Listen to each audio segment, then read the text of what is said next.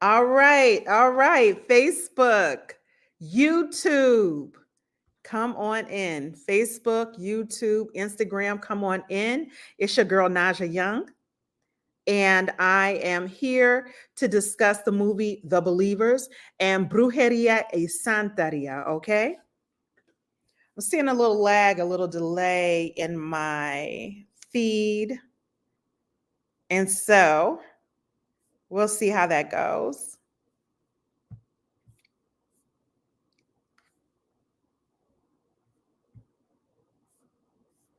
Let's go ahead and get this cracking right now.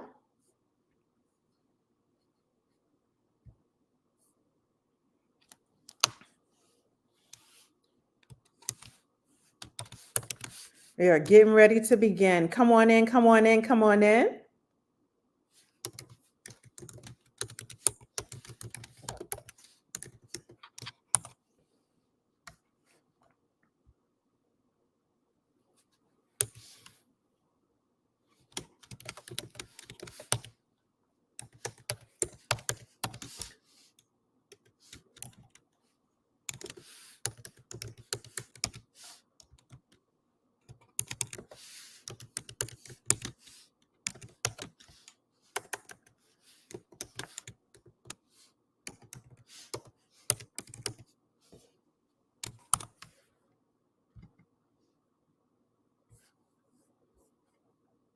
All right, you guys, come on in.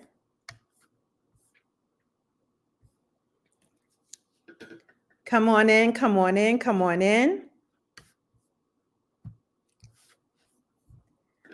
Once you join, I want you to come on in, give us a shout, give us a hello, let us know that you're there. We're going to be talking about Brujeria, Santeria, and Hollywood, as well as the movie The Believers. So once you come in, say hi, let us know that you're here. If you want to be added to the feed, just go ahead and let me know. I have no problems doing so, especially for some of my more experienced viewers, those of you who I know are a part of some of the communities we're going to be talking about this evening. So I want to invite you all to go ahead and come on in. I want to say what's up to what's up to Instagram. I want to say what's up to Facebook. And I want to say what's up to the YouTube people, to all my people watching on YouTube. So if you're joining us this evening, again, I want you all to come on in, say what's up, say hi, tell us what brought you here this evening. How did you hear about this feed? I'm so excited about the feed, the discussion that we're going to be having today. And it is going to be a discussion. I will be trying to share your comments, of course, with everyone. If you're on Instagram, you can also join us on YouTube and on my Facebook page live. Okay. So I want to thank everybody for joining me this evening. Come on in, come on in, come on in. This is your girl, Naja Young. Okay. Come on in. We got a lot of stuff to talk about this evening, a lot of stuff to talk about.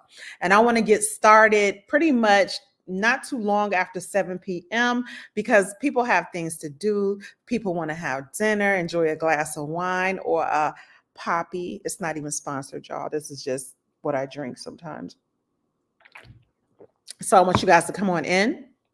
And remember, what we're going to do this evening is we're going to be talking about the film The Believers, starring Martin Sheen, released in 1987.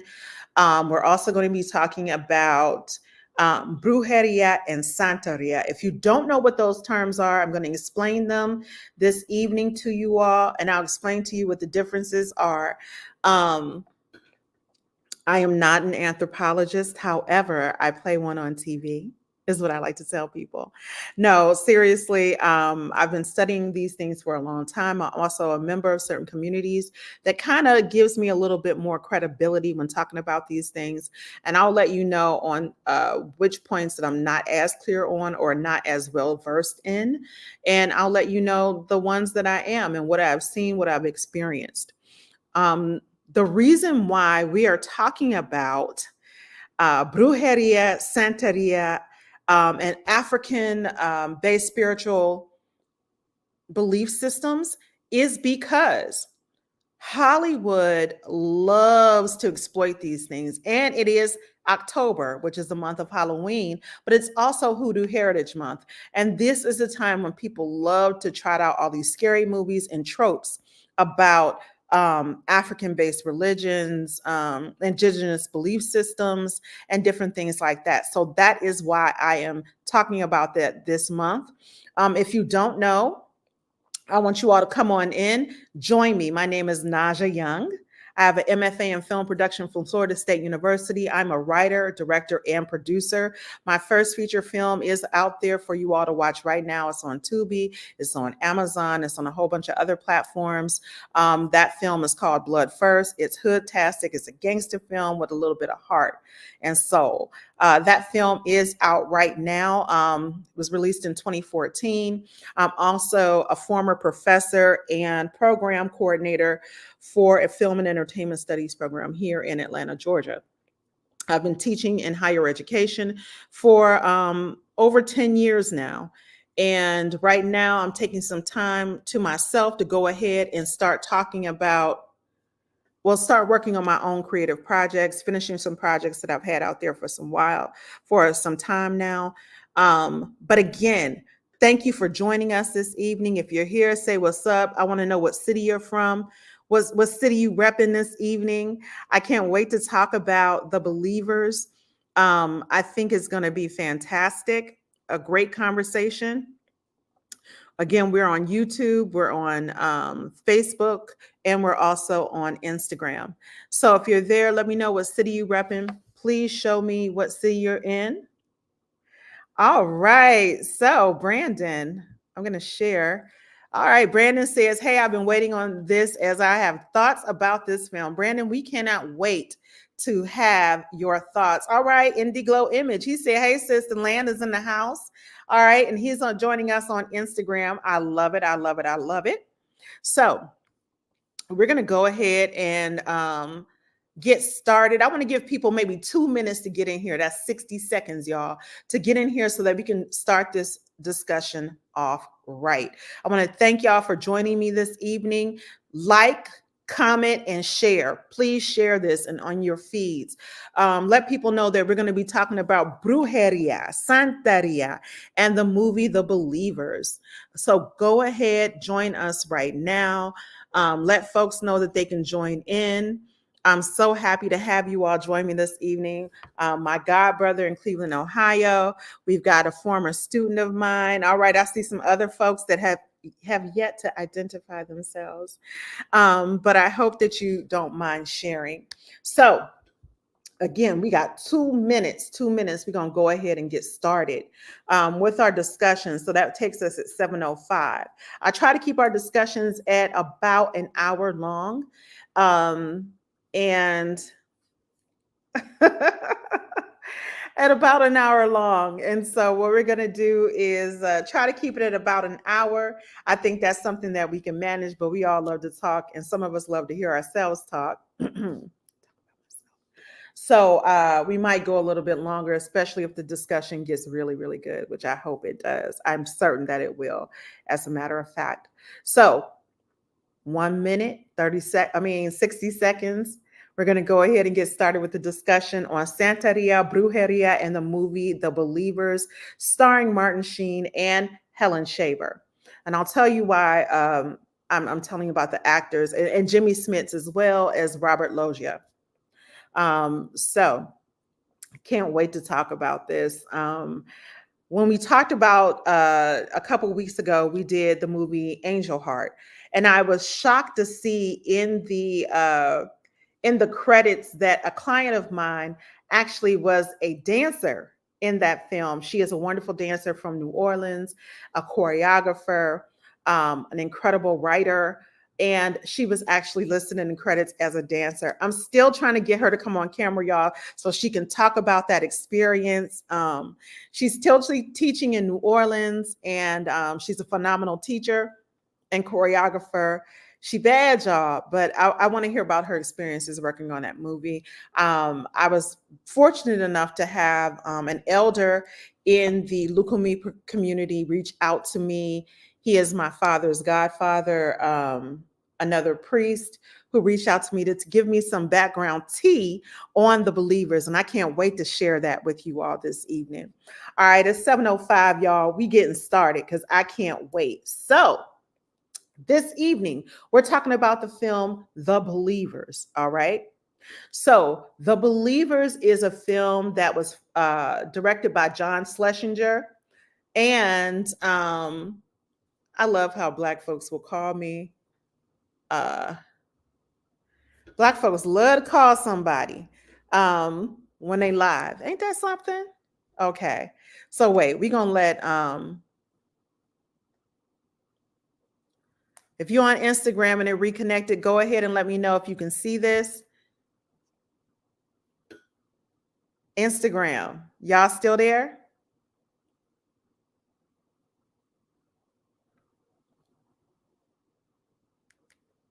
Let me just check on Instagram, y'all. We're going to go ahead and get started. I'll give you a little backstory on or synopsis on the film The Believers, starring Martin Sheen, before we get into the themes and images present in the film. Okay. So we're going to go ahead and get started. Thank y'all for joining me again this evening. All right. So the film was released in 1987. It stars Martin Sheen, Helen Shaver, Robert Loggia, and Jimmy Smits. Okay. And the film is, of course, The Believers. It was directed by John Schlesinger.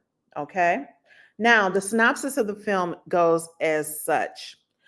You have a young boy and his father, played by Martin Sheen, moved to New York City after the tragic death of Martin Sheen's wife and the boy's mother, who was electrocuted to death, unfortunately, in her kitchen. As she's being killed by this coffee machine, electrocuted, it cuts to a ceremony. It looks like an African ceremony, and it cuts to a mask. It cuts to one Black boy laying down on the ground, a white boy also being placed on the ground, a goat, another little boy, a Black boy with light eyes. And then what we see is we see something being stabbed by a knife. And then it cuts to them moving to New York City. So the film basically is about Martin Sheen's character, who plays a psychologist or a psychiatrist who works with the police in New York City. He moves from his hometown, or where he was living in Minneapolis, to New York, where he went to graduate school. He has his young son with him. They have a landlady that appears to be some sort of artist, and the landlady puts him in touch with a Latina woman who will become his housekeeper and nanny, so to speak. During the course of this, they, of course, encounter a sacrifice, an animal sacrifice that's been left in the park. The little boy picks up an implement. It looks like a cowrie shell with beads, and he puts it in his pocket. He picks it up, of course, the place where they actually pick up where they see the sacrifice. Okay. The little boy takes it. He calls it his wishing shell, and he puts it in his pocket. And from that, I'll say hilarity ensues, which we find out that someone has bewitched Martin Sheen and his son. And these are people that they actually know. And by saying bewitched, they've actually been cursed by some people who are there. So they're cursed by some people, and these are people in their lives, and it's hard to say why they are chosen in particular to be cursed or become these chosen ones. But essentially in the film, Martin Sheen is told that his son has been chosen and they need to sacrifice his son. If he sacrifices his son, then everything he's ever desired and wished for will come true. So that's essentially what the film is about. It involves sacrifice of children in the film, uh, lots of other themes and images, some related to, some completely unrelated to what I know to be Brujeria and Santeria. So this film, like I said, it stars Martin Sheen, Helen Shaver, Jimmy Smith, and Robert Loggia. Now, a fun fact about this film, for those of you who watch The Penguin on HBO, Helen Shaver just directed the last episode, the most recent episode of The Penguin. And it was a film, this episode rather, was all about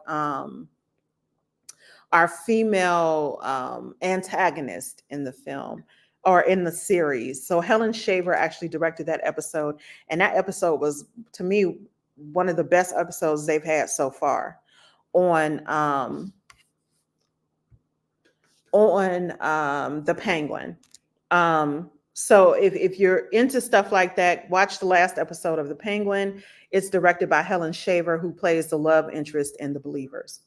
So that was pretty interesting. It was funny. I was watching that and I was like, this name sounds familiar. And then I said, damn, she played the lead, or Jessica, in The Believers.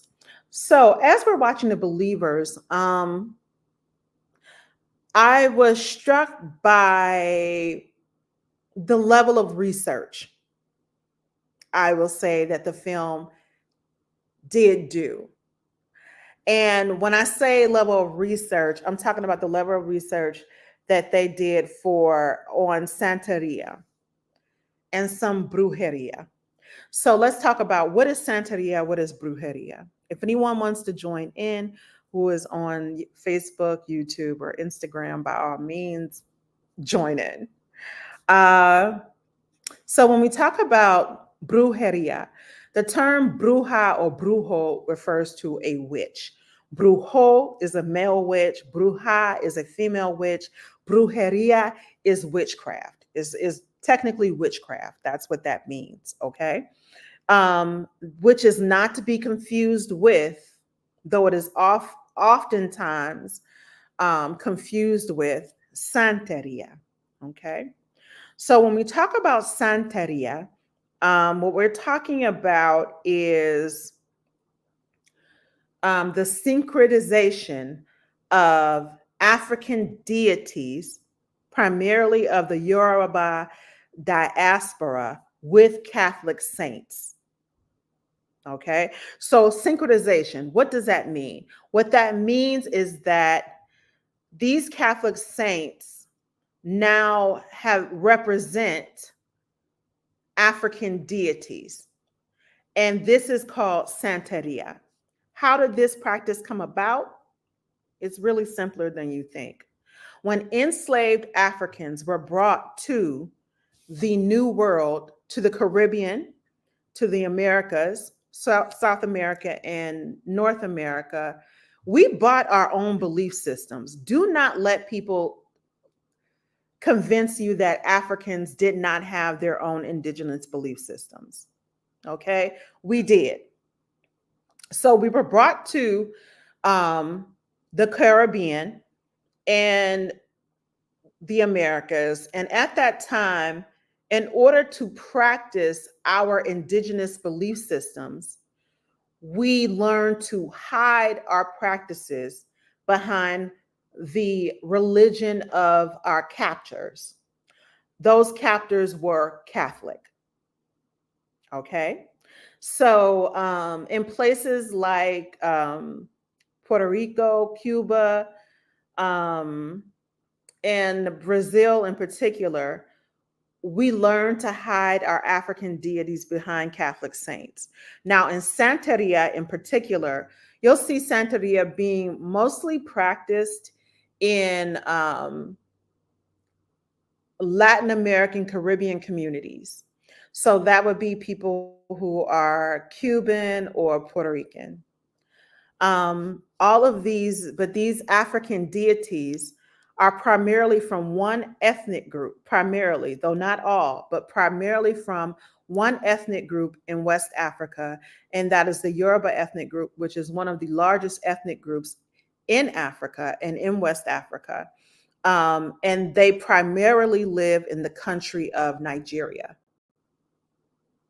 Okay, so this is their indigenous belief system. So you have certain deities that are called orishas, or you can call them gods with a lowercase g for lack of a better term. But these deities you can see throughout the Caribbean, you can see also throughout South America, and they're even worshipped here in the United States and other countries as well. So these orishas that are primarily discussed are Shango, and in Santeria, Shango is represented by Santa Barbara. Okay, so you'll see a statue of Santa Barbara, and that's meant to represent Shango. Saint Anthony is meant to represent Eshu or Elegua. Okay, Elegua or Elegua. You will also have the Virgin Mary, who is meant to represent Yemanya. Okay. In Yoruba, you may call it Yemanja. Okay. In Brazil, in Portuguese, they say Yemanja. Okay. These deities are the same deities. You also have Oshun. Okay. I don't know which saint represents Oshun, but I will say this. I did grow up in this religion called Lukumi, often referred to as the religion in many circles, in the many African traditional spiritualities. So, when I talk about this, I'm talking about it from a standpoint of not an outside observer necessarily, but a practitioner. Um, I've grown up seeing various people practice Santeria, though I don't consider myself a Santeria practitioner. And that is because I do not, and my family does not, hide the African deities behind Catholic saints. Also, we do not consider ourselves to be Catholic.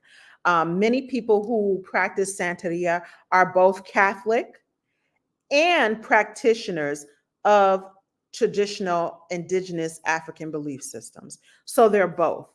I can tell you that the practice of worshiping traditional or indigenous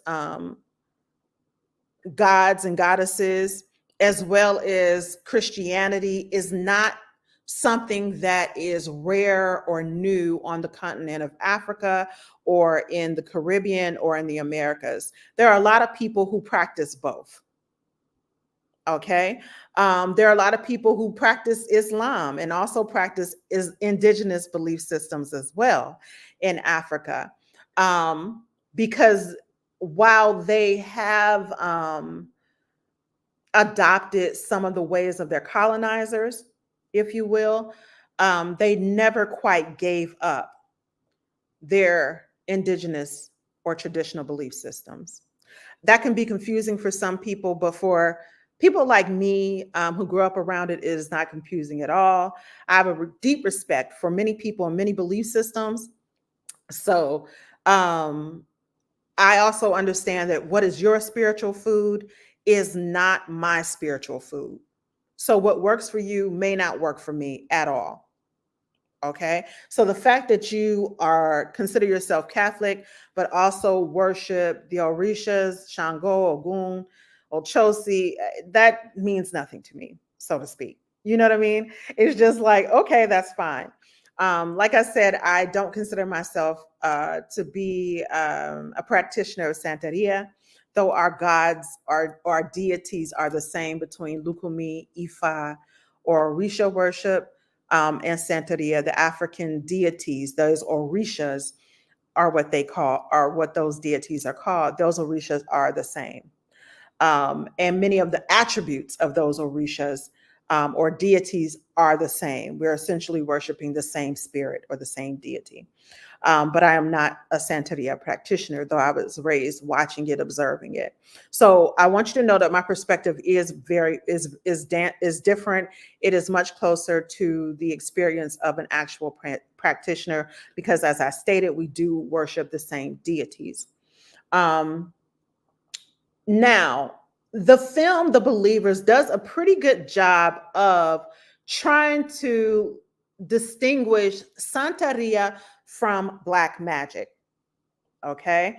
And in the film, one of the santeros, that's a word for a priest, a male priest of Santeria, says, "Oh no, this is not Santeria. This is Brujeria." And when I was little, I swear that man said Brujeria. And we and my brothers were like, Brujeria, that ain't even a real thing. And now, as an adult who has a much firmer command of the Spanish language, I understand that they were saying Brujeria, which is witchcraft. And he was saying that's brujeria, that's black magic. I want to say this.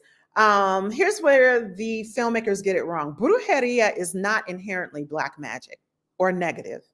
That's a lie. That's a misnomer. So brujeria, if I were to describe it, brujeria is more like espiritismo, which just in Spanish refers to spiritualism. Okay, it's simply spiritualism. There is a mixture of those different spiritualities when we're talking about spiritualism. So when we talk about spiritualism as it relates to the Latino Caribbean countries or practitioners, what we're talking about is you'll have a lot of Catholic iconography. Or Catholic implements. So you'll have statues of the saints. You'll have the use of the crucifix, prayer cards. You'll have the use of things like holy water and different things like that. You'll also have the use of prayers. But you'll also have indigenous belief systems kind of mixed into that as well. So you'll see people who are giving someone a spiritual cleaning, and they'll take an egg and they'll rub that egg all over someone's body, or a chicken all over someone's body. And while they may not call out the name of an African deity like the Yoruba Orishas, they may call out the name, say a prayer to the Holy Mother Mary, or they may say our fathers or something like that. So that's spiritualism. That's not Santeria. That's correct. However, that is brujeria. That's a form of witchcraft or spiritualism, espiritismo, right? So unfortunately, where Hollywood gets it wrong is it sort of conflates all of these things together. And it makes it hard for the average viewer who is uninitiated, who doesn't know anything about this.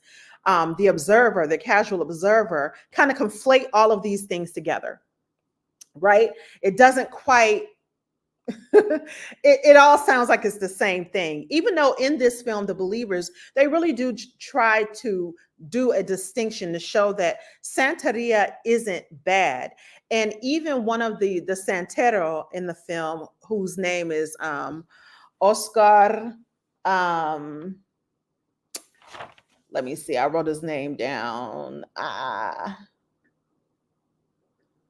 can't find it right now, but it's okay.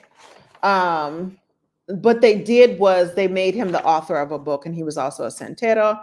Oscar Cezine is the person's name in the book. In the movie, he writes a book. He is also the Santero that is consulted by Martin Sheen's character and everything. And he makes this distinction that, that Santeria is good and for protection, and brujeria is bad. Like I said, that's not necessarily true. Anytime we have human beings who are engaging in any spiritual practice, I don't care if we're talking about Catholicism, you a Baptist. I don't care if we're talking about Judaism. I don't care if we're talking about Al-Islam. Any practitioner of any major spiritual belief system, religion, if you will, has the potential to try to do harm to someone else. It's just freaking human nature. Am I correct? What's up, Z? I'm so happy you joining us. What's up, Alma? So happy y'all joining us. Remember, I want y'all to join the conversation. Okay. So um when I'm talking about this, I'm talking about Hollywood. Even in this film, they try to do a pretty good job of making it like Santeria is good, and that the secrecy that some Santeria practitioners have is really out of protection of their spiritual belief system, because they know that larger society is going to demonize them, is going to consider it a threat, and is going to make conflate their belief system with anything that is sort of negative, with black magic, or with Satanism. So I like the film in that they talk about that, in that they did give the Santero, the male Santeria priest, a chance to say that. And when I say they, I'm talking about the screenwriters and the director. So when you're watching a film and you're like, who came up with this dialogue? That's the screenwriter's job. How the picture, how the film is put together, the performances of the actors and different things like that, that's the director. Okay. We're looking at the director's vision for the actual screenplay. Okay. And in this case, we're talking about John Schlesinger. Now, interesting fact, the filmmakers did do their due diligence with research. However, if we're being quite honest, forgive me, but they do fuck it up um, a few times when I'm watching it. And I'll tell you, I'll be specific, but my father's godfather. So those of you who don't know me personally in real life, my dad is a priest of Obatala, which is a Yoruba deity in Orisha. My father was initiated as a priest of Obatala in 1979 in the Bronx, New York. I spent many of my childhood going back and forth to New York, going to different spiritual ceremonies. My father has many godchildren as well, who he helped initiate. And so my father's godfather, I like to say my grandfather in Ocha, his name, for those of you who are joining us from New York or from who've been in that region, is Obataye, aka John McCoy. And I told him I was going to use this little tidbit in here. But he says the movie The Believers, back then they were invited to set, but they refused to participate. It was him, his godfather, and his godfather's godfather. They were all what is called babalawos. So for those of you who are like, what is a babalawo? It's a priest, a high priest in Lukumi, in the Ifa traditions. So these traditions come out of West Africa, out of Nigeria to be specific, and they are from the Yoruba people. So these people have been initiated. These are not things that, if you're a Santero practicing Santeria, you're practicing Lukumi, you're practicing Ifa or Isheshe, as some people say, which is, the traditional belief system out of Nigeria. All of these things, people aren't just going and doing anything. They have been initiated and by elders in the community who are priests and priestesses, and their initiations were in turn witnessed by the community of priests and priestesses. Now, the reason why I'm making this distinction is because people just think you go to a botanica or a store that sells African or Caribbean uh, religious instruments, you buy it and now you're a priest, or you read a book and now you're an expert. It does not work like that. Anyone who tells you they are self-initiated, or they read this book and I know how to do it because I read the book, be wary. Okay, let me be honest. Run for the hills, people. Run for the hills. And that is because that is not how these systems of belief work. Now, if you're practicing brujeria, which is witchcraft, or espiritismo, which is spiritualism, that may or may not require you to become initiated in a belief system. Because at this point, we are doing We may be working with herbs, we may be working with other implements, but you still have to be taught by someone. You have to be taught by someone. This isn't something that you just make up in your head. You are taught by an elder how to do certain things, and we don't want to negate that. Uh-huh. Um, so I got people who are saying, "Hey, cousin." Um, I got people saying that they don't see this discussion. The discussion is up here. Go ahead, do me a favor right now. Hit share, you guys. Hit share on your stuff. If you're on YouTube, please let me know if you're seeing this on YouTube. I know Z is. Um, I got people who are saying they don't see it. So go ahead and hit that share button for me if you're on YouTube, if you're on Facebook and on Instagram. I'd appreciate it because your girl, I'm rocking and rolling right now. Okay.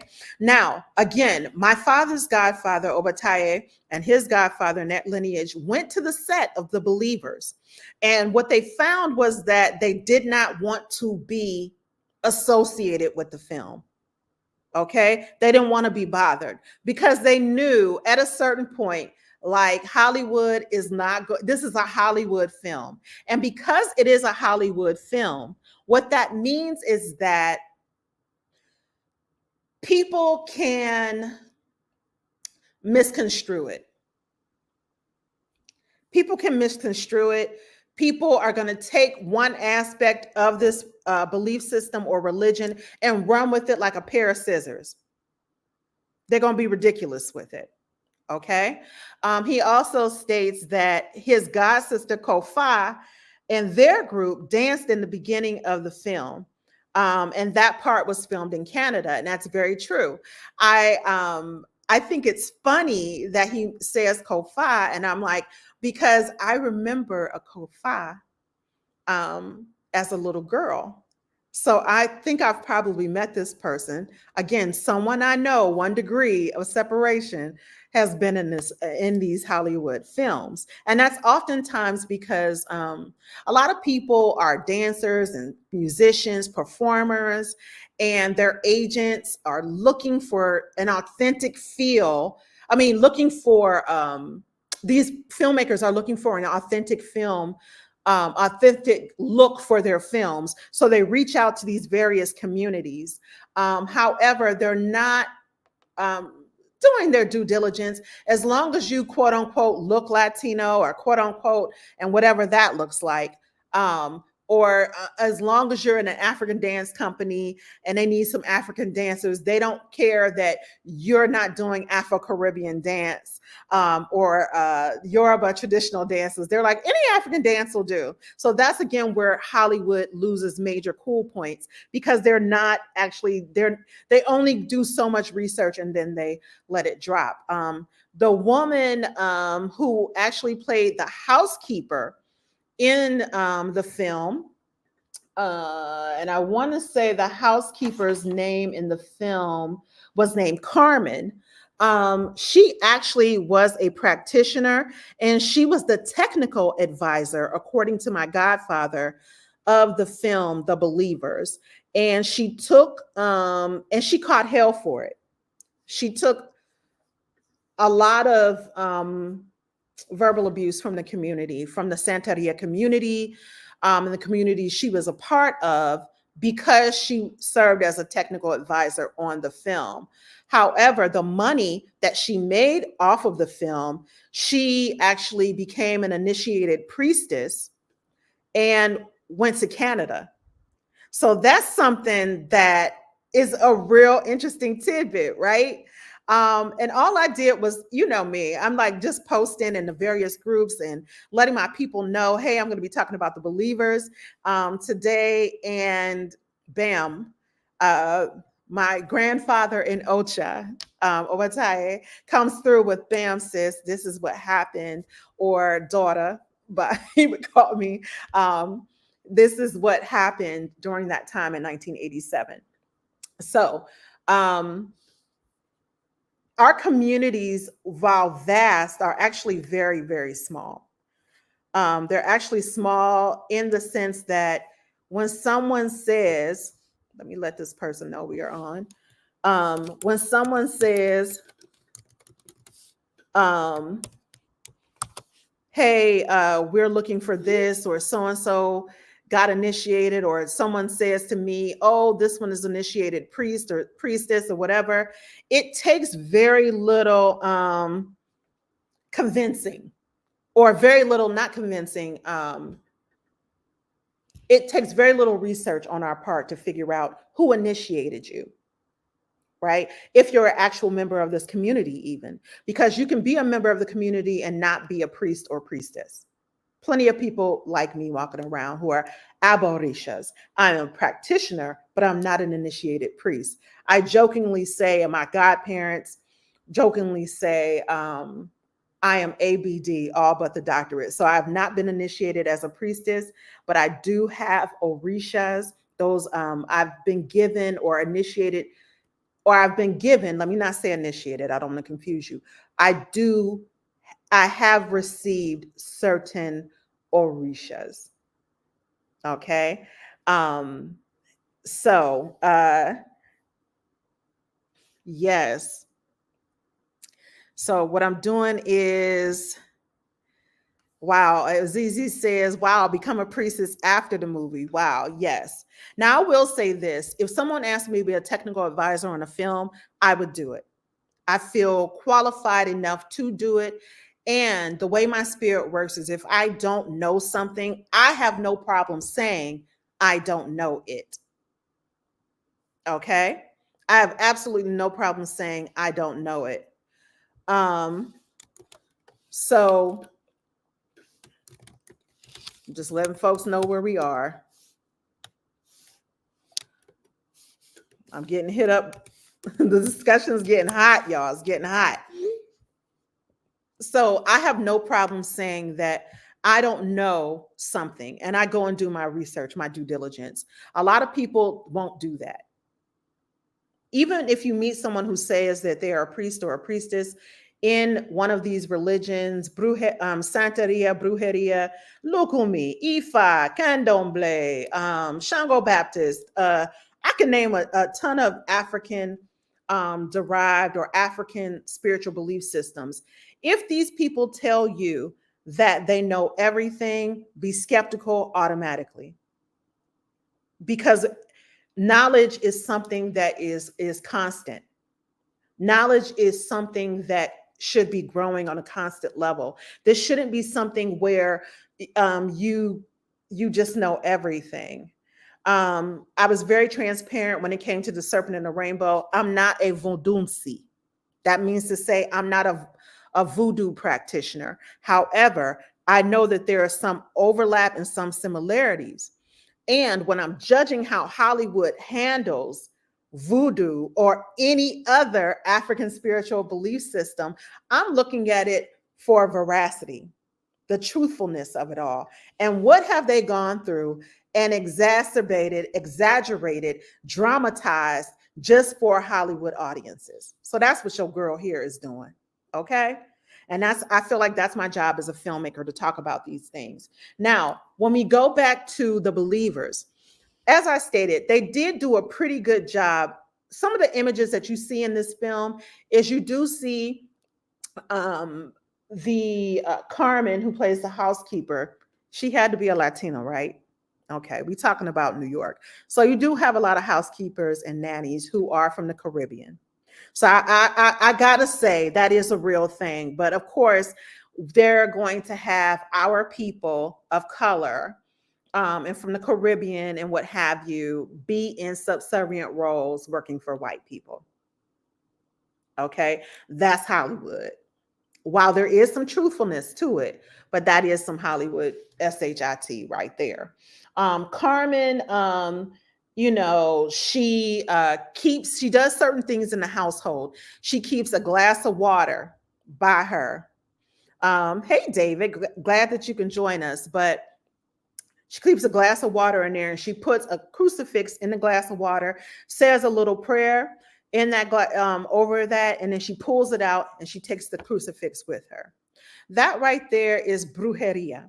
Okay, it's not a specific ritual per se, but that is spiritualism, right? And she's using implements of the Catholic Church. And remember, with Santeria, that is what happens. We use implements, they use implements of the Catholic Church while worshiping not only the saints and Jesus, but also while worshiping African deities. So in the film, you also see her light a multicolored 7-day candle, the 7 African powers candle.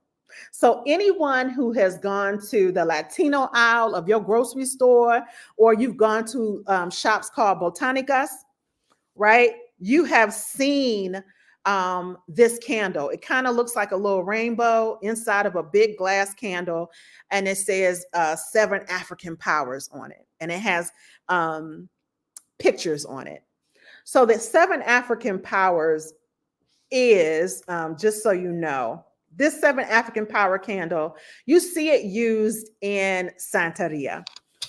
So I don't want to misspeak. So that 7 African powers candle, you do see it. You see it being used in different ceremonies and things like that. So the 7 African powers, from what I have gathered or gained, is Eshua Legba, El Ogun, Obatala, Yemanya, Oshun, Shango, and Oya. The 7th one, depending on where you fall in your worship, can also be Iku or Rumila or Rinle. So let me say this. Iku is the Yoruba word for death, and death is a spirit. Orumila is the firstborn of Olodumare. That's an Orisha. So again, as I stated, Santeria also, they worship African Yoruba deities in particular. Now, the 7 African powers candle that you see in this film, Santeria worshipers do use it. I don't know many people who are not Santeria users or practitioners who use that candle. However, you can see that candle used and being sold in a lot of spiritual stores that are called Botanicas. People use it. A lot of people in Santeria use that candle. Okay. To continue, you also see in this film the use of cowrie shells. So in the opening ceremony in the film, you see them cast or throw cowrie shells. Now, I know that cowrie shells are used in Ifa, in traditional Yoruba divination or readings, when they're giving someone a reading, and using cowrie shells is called dilogun, right? So they threw dilogun.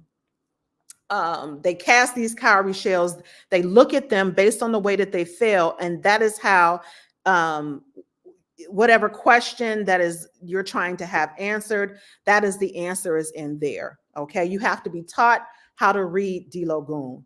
Okay, so again, these spiritual traditional systems have their own systems of knowledge.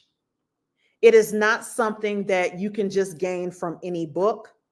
You do need to be taught by elders. Some books that you find out there are excellent.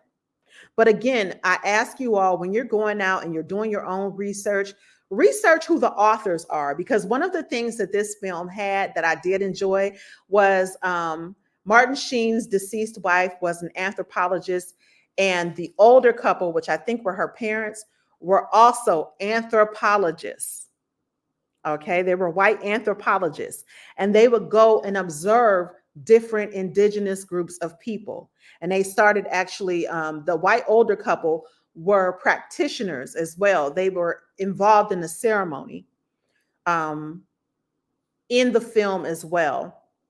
The reason why I think that's important is because when you observe someone else's spiritual practice and do not have any foreknowledge of that practice, and you don't have a frame of reference, it is easy for you to misconstrue what it is you're seeing. Hence, calling Santeria Satanism, or calling any traditional belief system, conflating that with black magic or the like. That's why it is important for you all to do your due diligence. Whenever you're reading these books, see if these people are actually practitioners of these belief systems, or are they merely observers? Did they, and even if they're observers and informed observers who've done research, you still need to question who they've interviewed, because people have their own agendas. They just do. Folks have their own agendas. And what that means is you can interview someone. And if I was an unscrupulous person, I could say something. It sounds dramatic. It sounds fantastical. You use it in your book, but it ain't true, boo. It's just not true. Right? It's just something I put a little sauce on so I could get my name in a book or in a documentary or in a Hollywood film so I can try to get some fame. And then fame will equal money. So that's why I caution you all, and I encourage anyone who is interested in delving deeper into any of the themes and images or spiritual belief systems that I'm talking about to do their due diligence, okay? And do their own research. Also use some common sense, use some common damn sense. If somebody telling you you're going to change your whole life for $500 and all you got to do is give me $500 and I'm going to do this sacrifice for you in Africa, and you ain't never met them, baby, I got a bridge in Florida that I need to go ahead and sell you because you just ripe for the picking. Sue Kulik, what's up, Sue, who's known me since I was a little girl, says like a certain well-known author that was fed falsehoods. Happens all the time, people. Happens all the time. That's why I tell you to do your due diligence, okay? Now, in the film, they also show a sacrifice that was left in the park, a sacrifice of animals that was left in the park. The little boy picks up the shell. He takes the shell with him. He calls it his wishing shell.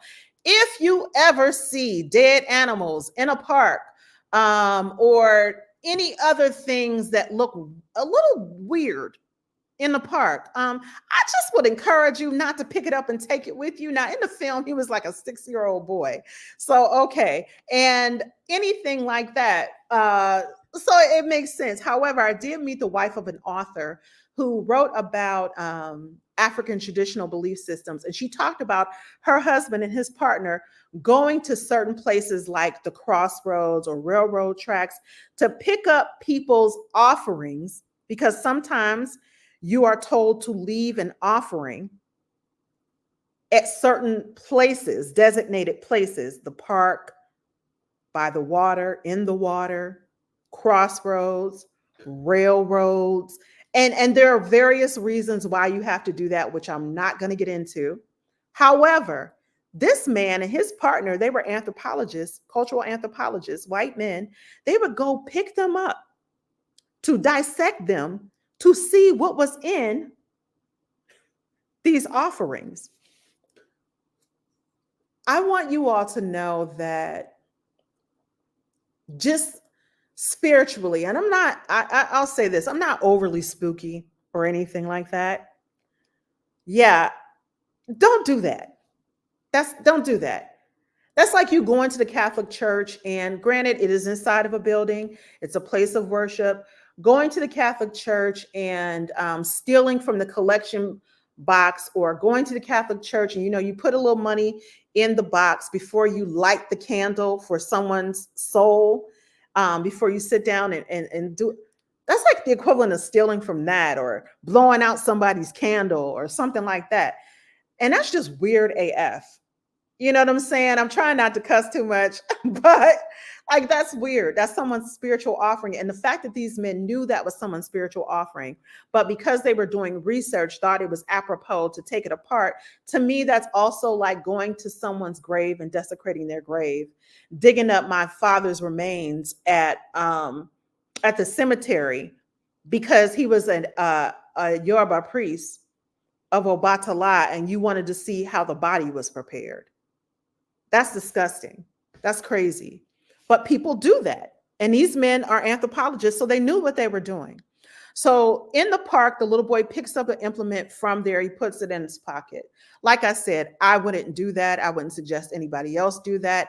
Yes, people have to sacrifice animals. In the Old Testament, people sacrificed animals all the time. I understand that if you are a Christian, you believe that Jesus was the ultimate sacrifice and you don't have to do that. However, you don't have to do that anymore. However, this is still a part of many people's belief systems around the world, animal sacrifice. And a lot of these cultures and religions, the animal sacrifice is also used to feed the community afterward, depending on what it's for.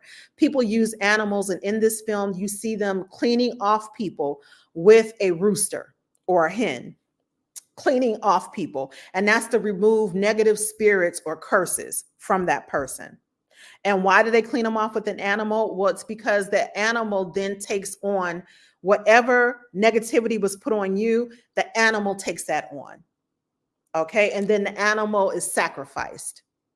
Now, depending on what was cleaned off of you, that meal, that animal may or may not be used to feed the community afterward. Sometimes it's just thrown away. And sometimes it has to be thrown in a specific way. When the Santeria was doing this to Martin Sheen in the film, what we saw was this man's full ocha. So when I say full ocha, he did not have saints on his altar. Okay. And his altar was in the basement of his shop. And I know a few other people who do this, which I won't get into because, of course, I'm like, why don't you have that there? Yes, Azizi, I'm going to put that up here. Yes, and don't pick up coins off the ground or floor in case it's someone's offering. Yes. Very good. Thank you so much for adding that. So in the film, they in order to clean off the curse that's been placed on Martin Sheen and his son, they go in the basement of this Santeria shop. And this shop has his, in the basement, he has a full altar. The altar, at the top of the altar, you see a pot that is meant to represent the Orisha Obatala. Then you have all these other Orishas. And so, Marjorie, I'm going to get to your comment in just a second, babes. Thank you for joining us. New York is in the house. Cleveland's in the house. Atlanta's in the house. I love y'all so much. But what we have there is what we have implements that actual practitioners who are initiated to a particular deity as a priest of that deity there. So again, they did their due diligence. The filmmakers did their due diligence there, and it looked very realistic. And when they killed the chicken and they spread the blood all over this altar, which they may or may not do. And by the way, the dialogue for this scene, when he was cleaning, he spoke in Spanish, and then he kept saying, Eshu elegbara, Eshu elegbara, Eshu elegbara. And he had an Eshu statue, a little statue of Eshu or Elegba. That deity has many dimensions and has those names are the primary names that deity or Orisha is known by. So he says that, and I'm like, why he keep repeating Eshu Elegbara, Eshu Elegbara? So it's kind of like they didn't know what to say, but they knew these deities' names, and they were like, just put it on repeat, y'all. But at least it was an actual deity, right? So he has this, and then he sprinkles the blood all over Eshu, which I have the statue. I've seen that done before. And then he tells him to clean up the blood. So Martin Sheen's character gathers the blood with the feathers. I've also seen that done before at various rituals. Very true. The words, however, the screenwriters put in are not true. There's no veracity to it. They just had them repeat certain phrases over and over again so that it sounds authentic. The main brujeria or evil priest was played by a Black man who was this light-eyed, dark-skinned Black man.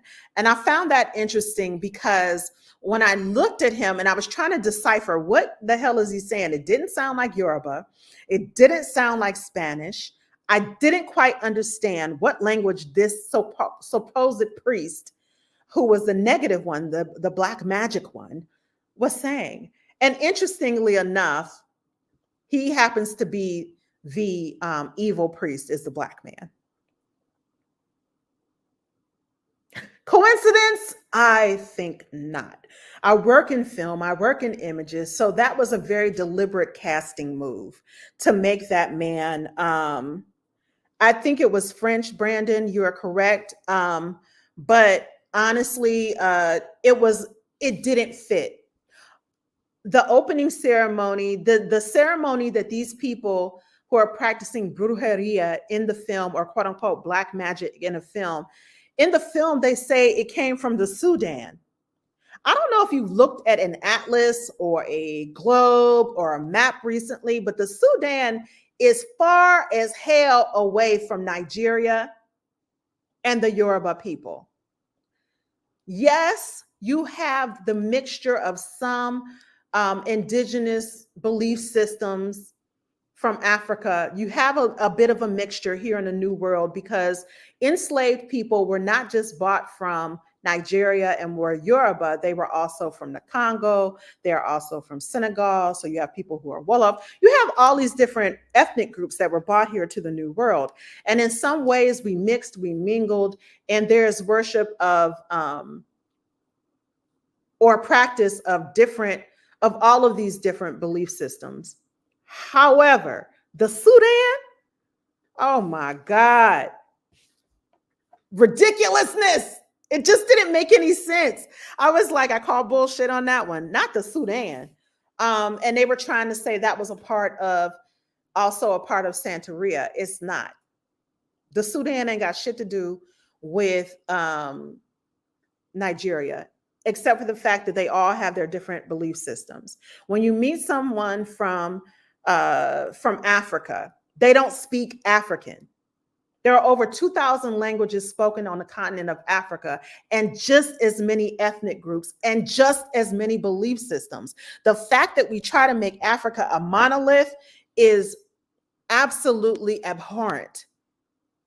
It's really trying to make a Russian the same as a Spaniard, the same as a Frenchman, the same as a Celt. These are all different cultures of Europe, yes? Same thing with Africa.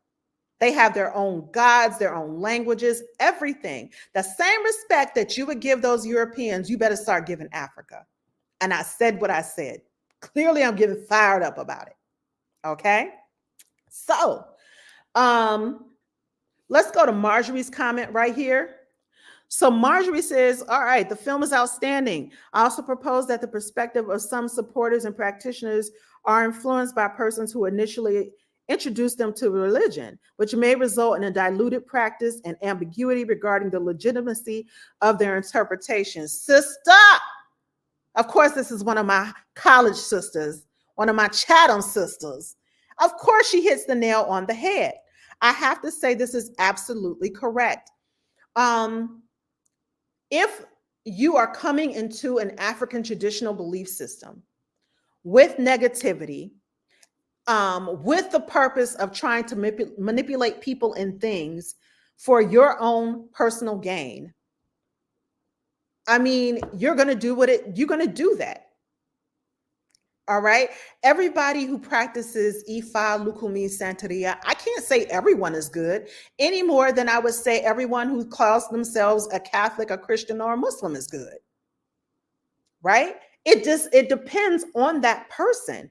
And so you have to evaluate that person, not their belief system. Evaluate the person, not their belief system. People have known me all of my at least 30 years or so. Okay, even though I do look 30. A little girl, she's a little older than 30, right? But you have to understand that I, as a practitioner growing up in this religion, have a different perspective even from those people who are converts to the religion, to these African-based spiritual systems or religions, if you were. Okay, thank you, Azizi.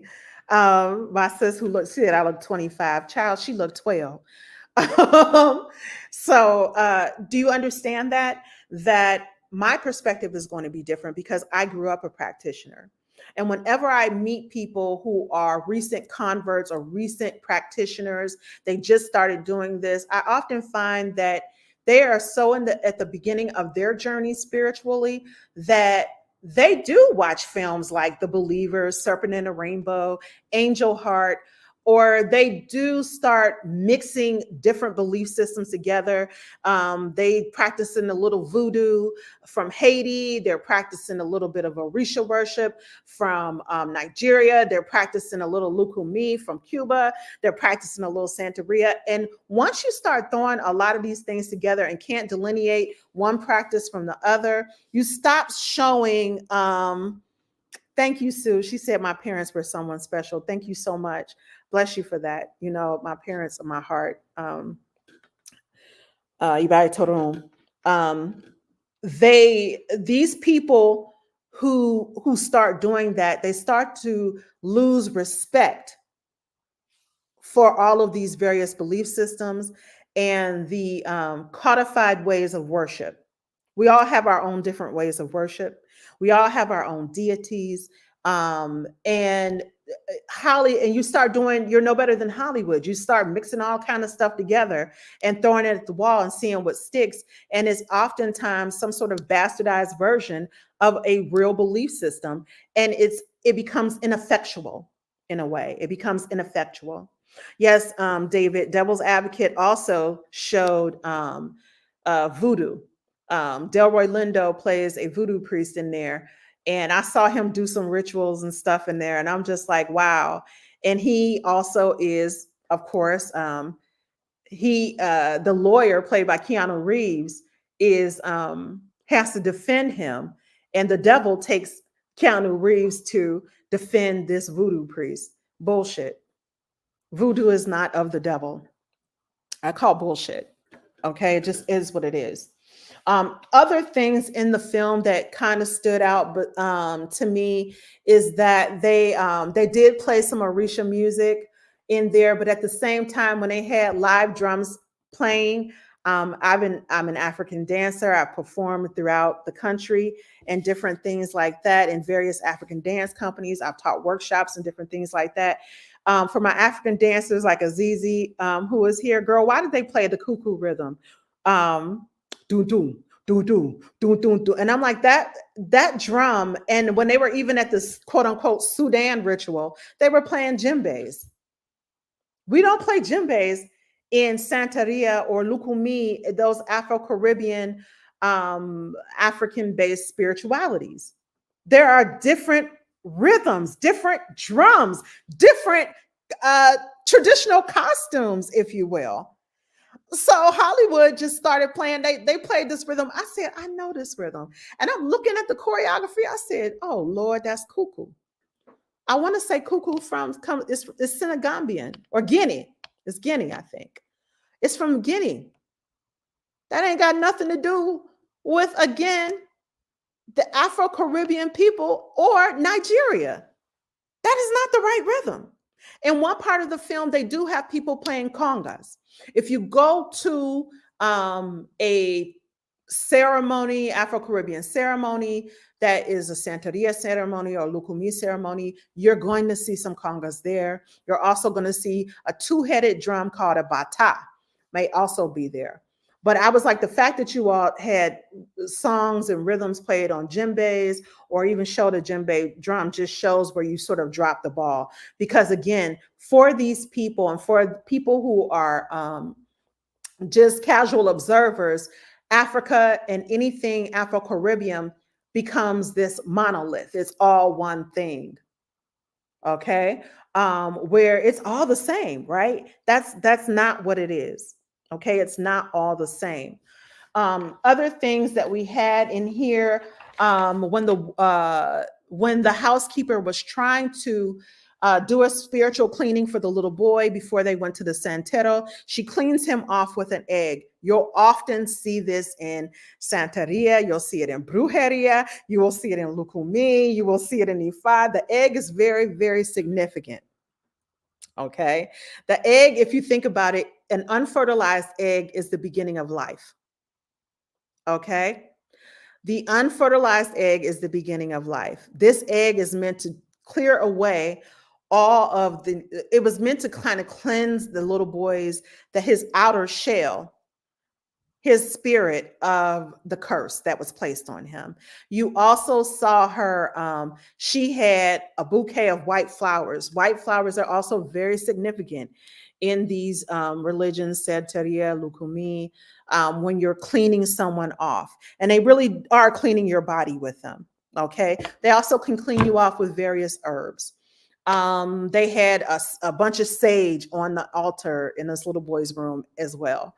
So again, at this point, they're sort of throwing all these things together to sort of make this Santeria altar. And some of those things like sage, not so much. However, there are some people that I know who do use sage to sort of clean domiciles or dwellings of people.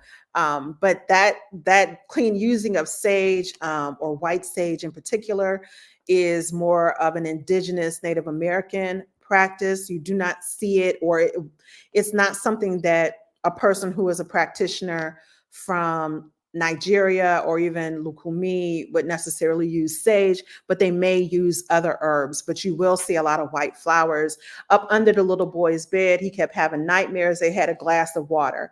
I myself can attest to this glass of water being placed under a child's bed to help them sleep better. My parents did it for me and my brothers, especially me. I was the nightmare queen, always. And I'd be so scared to go to bed. They put a glass of water under my bed to sort of capture the negative spirits that would have something to go. And the water would sort of cool those things. Not just any water, but cool water to sort of get the negative energies to be drawn into the water. And then because it's cool water, cool them off. So I did see that in the film. Again, in the film, I did see the people wearing collares. In Spanish, they call them collares. In Yoruba, we call them alekes. These alekes are also, these are spiritual implements. You get them through a spiritual cleansing and initiation all unto themselves. And what they mean is they don't signify that the person is a priest, but it does signify that this person is a practitioner. You will see these types of beads, various colors, but very specific colors and color patterns worn by practitioners. And you saw that in the film. The interesting thing is that the housekeeper had on an aleke for Yemanya and an aleke for Eshu. Okay, red and black, and then blue and white. Each one, blue and white is for Yemanya, red and black is for Elegba or Eshu.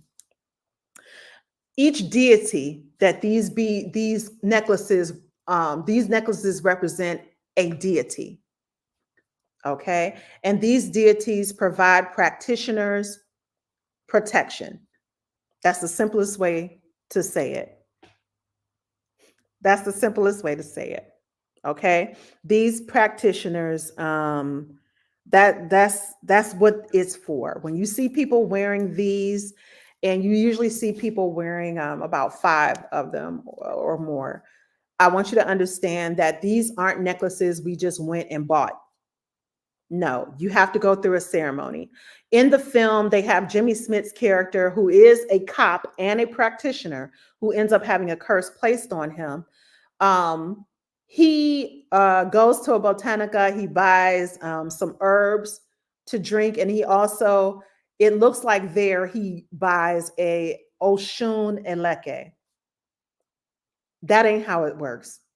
Those elected, if you go to a shop or you order these off Amazon, they have not been consecrated or prayed over by a priest, an initiated priest. Therefore, they're nothing more than necklaces, plain and simple. Okay, I need you to understand that, because Hollywood will have some of y'all, and has some people, messed up. Okay, or the fact that you read the first paragraph or the first line in that Wikipedia article, baby. No, that's not how it works. Okay. People study, people receive these various implements. We are initiated. We have been prayed. These have been prayed over. We have been prayed over. We had to go through a ceremony to receive these. So please understand that. In this film, it doesn't go through that. It doesn't explain that. You just have people wearing random ileques or collares in the film. And I can tell that they have no significance because they just randomly don't. They just never mention them or anything. It's just what the production designer put on someone to make them look more authentic. You do see the housekeeper when she's trying to clean off the little boy with the egg. She breaks the egg. The egg has blood in it. She tries to clean him off with flowers. He's screaming and hollering like she done something to him bad or whatever. And then she summarily gets fired by Martin Sheen because, don't, I told you not to do this in my house anymore. Then after that, he goes to a male santero and kills a chicken, which is way more than serious, I would say, than flowers or, an egg. But hey, that's just me. In the film, another thing that they do that I have to say, and they did this in Serpent and the Rainbow, which is kind of has some veracity to it, some truthfulness, is they take someone's personal belonging and then they cast a spell using that person's personal belonging. Okay. Have I heard tell of that? Absolutely. In Santeria, Brujeria, or anything. But I've also seen people who consider themselves to be Christian do the same thing. Take something that belongs to someone else, and you put your intentions on that, either negative intentions or positive intentions. Um, in the film, you see the housekeeper takes a handkerchief from Martin Sheen and an earring from the landlady, and she puts them in the landlady's sculpture and with some herbs, and that was so-called a love spell to bring them together, which in the film they do come together and fall in love and all that stuff. And then in the film, you see the evil black man priest take Jimmy Smith's badge and put it in what looks like an Ogun pot, which is a small cast iron cauldron. He puts it in this pot. He says some weird prayers, and Jimmy Smith ends up killing himself. Have I seen or heard tell of things like this? Like I said, I have, but I've also seen it associated with many different belief systems. It is not unique to Santeria, Lukumi, or anything like that. Okay. I've seen people take something of their loved ones and carry it with them. Your grandma's handkerchief. What do you think you carrying it for? As a token of remembrance. I've seen people be in love with somebody and take a little something from them and pray over it and be like, I hope this person becomes my man or my woman or my lover or stuff like that. So it happens, you guys. The whole idea, however, where Hollywood again kind of takes it and runs with it like a pair of scissors and just dramatizes it, is of course when people do this in the film, the majority of the people doing this is for negative reasons. So you have the woman's powder puff, the compact, which Brandon brings up. She uses it, and she uses it on her face, and then a zit forms on her face, and then out of the zit, instead of pus, comes spiders. That'd be crazy, right? If that happens, spiders come out of your zit because someone and really they bewitched her. They cursed her powder puff from her compact. Another thing that they do is they they do an autopsy on Jimmy Smith's body, and he kept saying culebras, culebras, snakes, snakes. And of course, when they do the autopsy on his body, they find snakes, small snakes in his body. Okay, so all of these things are in the film, and I want to say that while it's an interesting watch, and I, as a filmmaker, and I have other filmmakers on here like David and Brandon and different stuff like that, we're all filmmakers. I don't take away from any filmmaker's right to, make something more exciting for a viewer to watch. What I have most concern about is when we take indigenous traditional belief systems and conflate them with Satanism, the devil, black magic, or anything negative. Because at this point, you're doing the colonizers' work.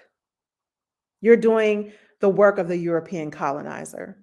You're demonizing anything that is outside of Christianity. And I don't think that's fair, and I don't think it's right, quite frankly. And in the film, interestingly enough, the people who were the black magic, i.e. Brujeria practitioners, were all white. So that was interesting. They were all white, and their leader was this black man. So it's like, what are you saying? If you follow this black man, white people, he will lead you to the devil? Because I got to look at the imagery there, right? Is that what you're saying in the believers? If we start thinking about it on a metaphysical level, if we start thinking about it critically, just the imagery, that's what the image says, that if you follow this black man and whatever he does, you will have to sacrifice your oldest son, and you will then be practicing black magic.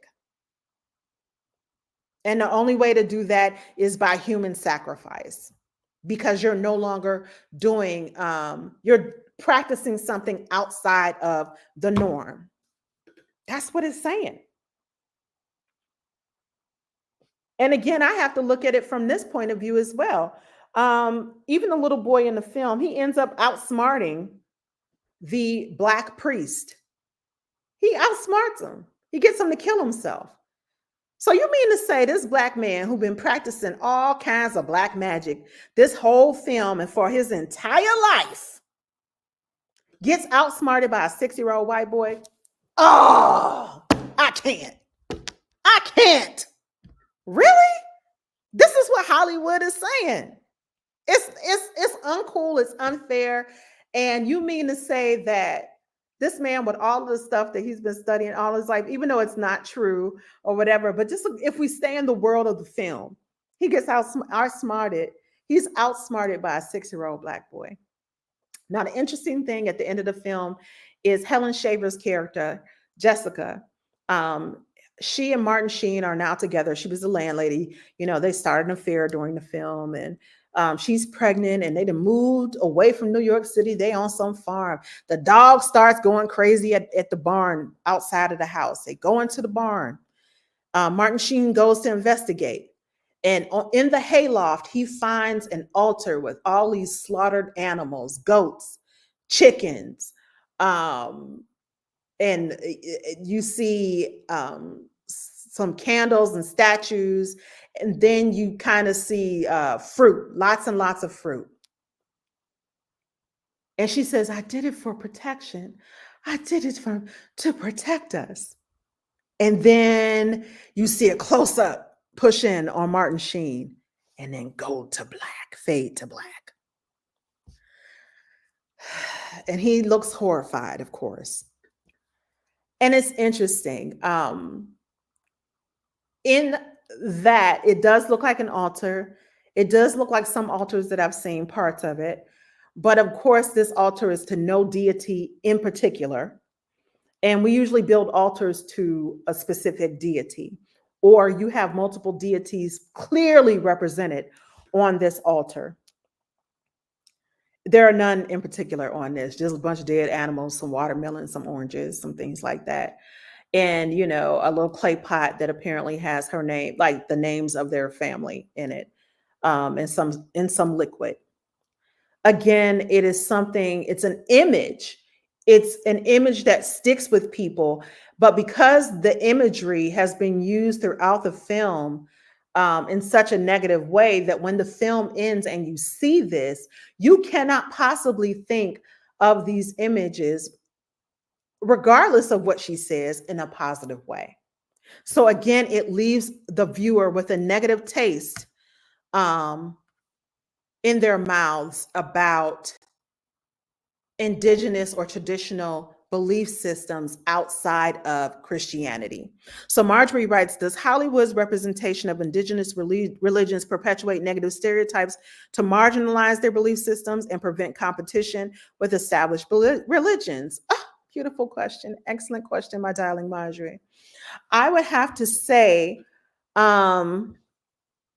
and I have to say, Sue wrote this and it's hilarious. She says, so many candles in a hayloft. Exactly. Why would someone like candles that spot, that ending altar had candles in a hayloft? You're talking about a fire hazard. That's just ridiculous. That's dumb shit again.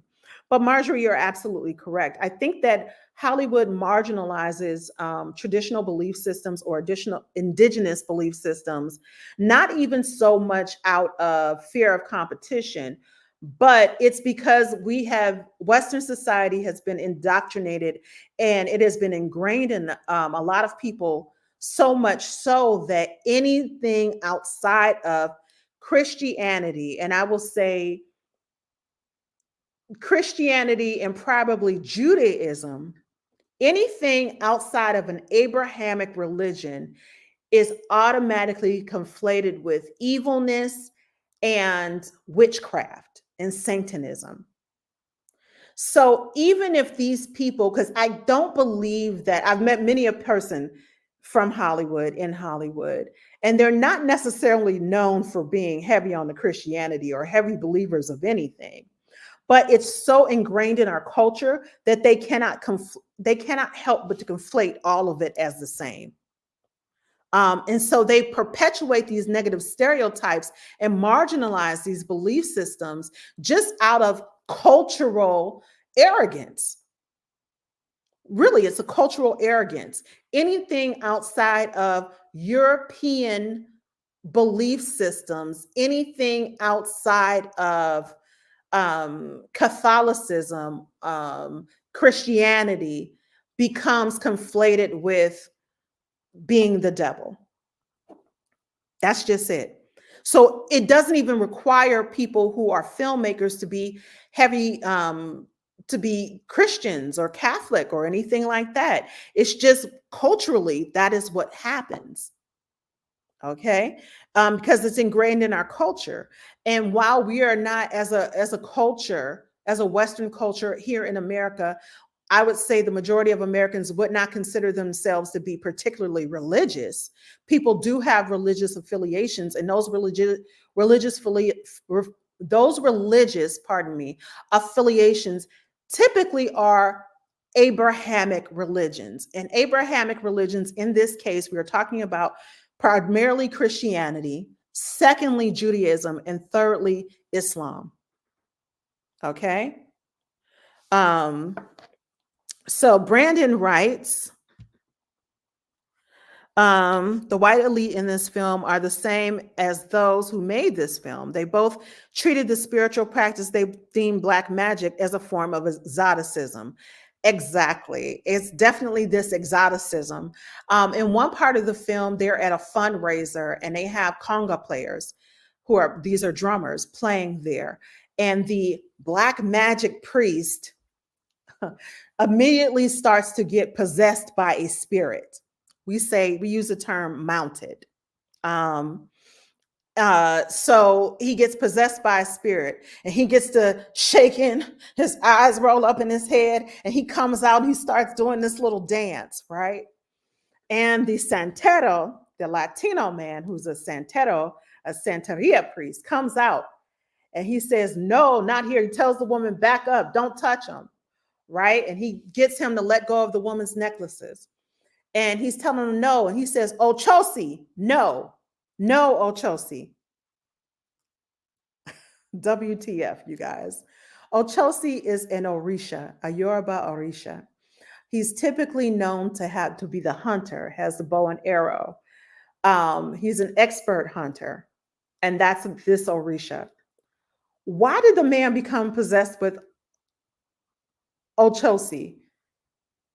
Again, Brujeria and Santeria are two different things, and they're not So this Yoruba deity has absolutely, and this deity is also worshipped by people in Santeria and Lukumi, Ifa. Has nothing to do with brujeria per se. It's just, again, Hollywood. Let's just make them say, "Oh, Chelsea," right? It's again, we'll say anything. It sounds spooky. Why? Because it's not in English and it's not in Latin.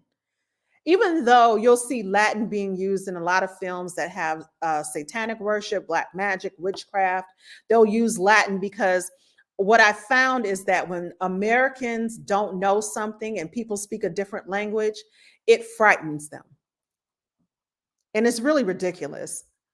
I don't know what you're speaking, so it must immediately be considered a threat.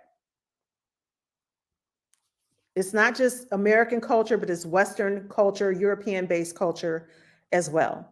So they'll use Latin, they'll use Arabic. In this case, they use Spanish, they use a little bit of Yoruba, and then they just take a term and like the name of an Orisha, a deity, and just repeat it over and over again because they know that Western audiences, particularly American audiences, are going to be freaked out by the fact that they don't know what the person is saying. So Sue writes on Instagram, this is institutionalized violence towards all indigenous traditions and peoples. Absolutely correct. Absolutely correct. Guys, we're going to wrap up in 4 minutes here. I want to thank you all for joining us right now. Any final words, any last words that you guys want to add? I want to thank you all for rocking with me this evening. Okay, I had a damn good time. Next week, we'll do this again, and it'll be on Wednesday or Thursday. 7 p.m. is our call time. What's up, Saria, Indiana in the house? Love and miss you too, Azizi. Thank you so much. What I want you all to do is like, share, and follow. I'm trying to get my YouTube followers at Camili121, and that's KAMILI 121. I'll put it in the comments. Trying to get those followers at least up to 1 million. I'm not 1 million. 1 million would be great, but I meant to say 1,000 at least.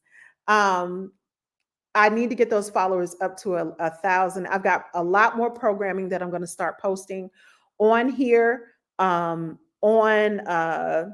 YouTube, on Instagram, and Facebook Live. I think these kinds of conversations are important. That we start examining and thinking critically about the images that are being fed to us, and also having a lively discussion about it. We don't all have to come at everything from the same point of view, but everything is so polarized nowadays with politics, religion, and everything else that we're missing out on vital conversation within our communities. Okay, vital conversations. Thank you, Marjorie. I appreciate it.